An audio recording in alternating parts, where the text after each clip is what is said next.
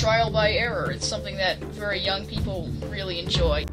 In Civilization 3, you are commanding this Empire wannabe civilization, and there's this incredibly delicate balance that you have to control between income and advancing. If you put too much into technological advance, your civilization will go bankrupt. And so you have to learn how to balance your civilization, how to prevent starvation. There are various improvements you can build that can improve your military, your economy, your trade. And as you advance from age to age, and you can even change between forms of government. You aren't forced to follow a democracy or a monarchy for the entire game. From playing Civilization, what have you learned about the different forms of government? Well, how about I compare communism and democracy? In communism, it is a form of government where its philosophy is everything belongs to the government, and in return the state will take care of you. However, I think it doesn't please people as well. Probably people can get annoyed by their lack of freedom, and the way you control resistance and civil disorders by simply moving in more police officers. Peter, how did you learn that in communism that the government used police officers to control their people? Although I do not know this from experience, because I have never altered my form of government to communism yet, I might try it sometime. And I read about all the forms of government, including anarchy, which they say is the lack of one.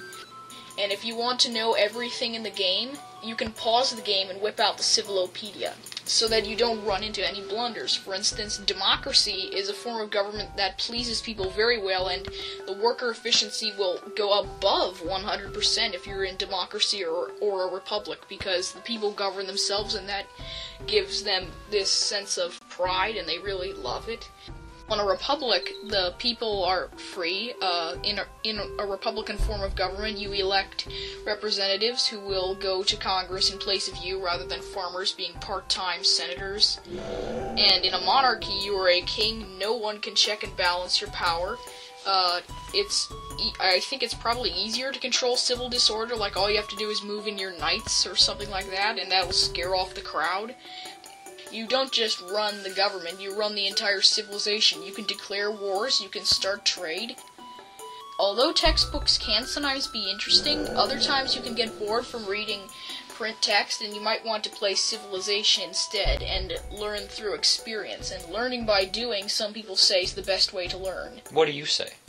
Well, I say that Civilization 3 is a very fun way to learn. You don't have to read the text in the Civilopedia. You could solve it by experience. Does the real world work the way Civilization 3 does? Well, in the real world, if you keep too much money to yourself and don't put enough into irrigation and granaries and things like that, it can cause starvation.